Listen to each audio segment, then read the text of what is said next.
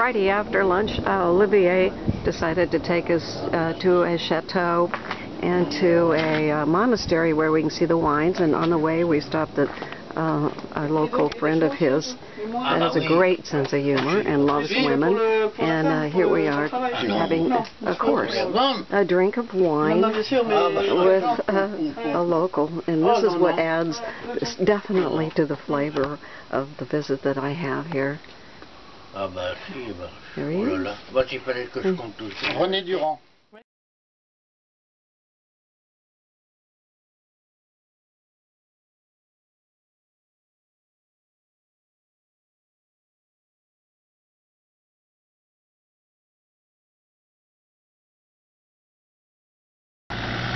So Sandy, the socialist farm worker, is driving the van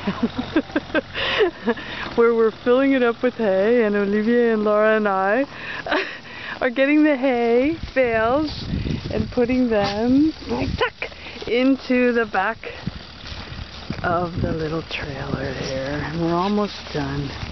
And Sandy's been an expert driver through these fields. We've picked up all the hay. So far in this field we have a couple more to do. There's Laura trying to chase down Sandy as Sandy keeps driving, not knowing where to go, but she's doing an excellent job. There we go. Shove it in there, Olivier. Once we picked up all of the hay, visited a local friend, and now we're going to visit a beautiful chateau. And we'll go ahead and resume this once we get on the inside, because I'm sure there'll be some interesting things going on the inside of the chateau. So Olivier has taken the afternoon off and mixed it with work and also helping us as tourists.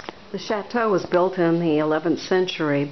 This is the main floor for the dining room. And it's not that big, but it's very high, very vaulted ceilings.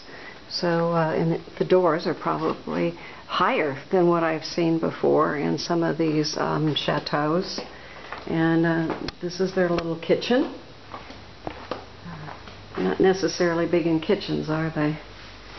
But they do have microwaves and very modern appliances for this being a... And this is a bed and breakfast too. It's called Les Noirs, I think is how you pronounce it. And this is the entryway. Downstairs is going outside in the back. Upstairs is the bed and breakfast up to the bedrooms. And this is the general area for entertainment. So very, very tastefully redone.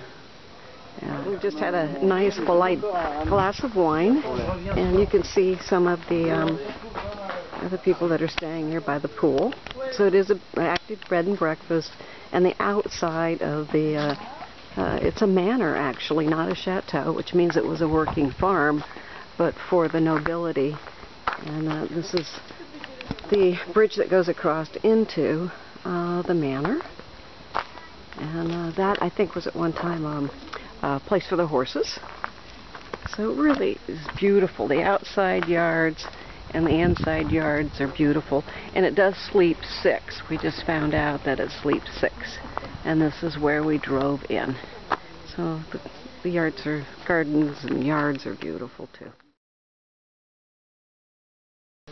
This is the outside of the monastery, and in France this is where the nuns stay. This is for women that are learning how to become nuns and stay their lifetime as nuns. I just shot the inside of the chapel, and I couldn't talk because people were in there thinking and contemplating. There were 2 people in.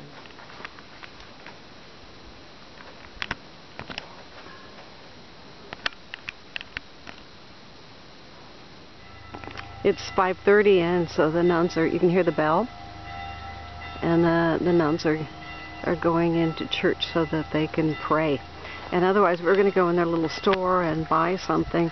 They make jams and jellies, and this is in the back area, and they own all of this land, which is farmed, and then you can see some of the ancient cities also in the background. So it's very beautiful, very peaceful. We walked behind the back of the monastery into this yard area. It's a huge yard area. It's probably 5 or 10 acres. And in the monastery yards, you can see where they own the grapes and the grapevines in the background. And they have wheat and they have corn where they have people come in and work the fields for them. But they also sell jams and jellies and candles, and they make that from all of the fruit trees that you see here. As we were walking back through some of those backyards and looking at the apple trees and the various fruit trees, we happened to stumble onto this garden, and they have you can see here raspberries and some fresh flowers, and all of this is just for them to eat during the day. And then again you can see some of the fruit trees, but this was just so beautiful that we had to come out here and walk around and take a look at some of this garden. It's pretty fantastic. And the town that Olivier Croissant and his wife live in is, Marseille-briand, I don't know, Martigne-briand. And you saw us riding the horses by this and the carriage, and this is the castle in the city that we rode by, and literally across the street is where they live. And then this is the church. So it's very impressive as you drive into town to have the castle and the church together. And it's closed, otherwise we would go in. So that's the church, and here's the castle.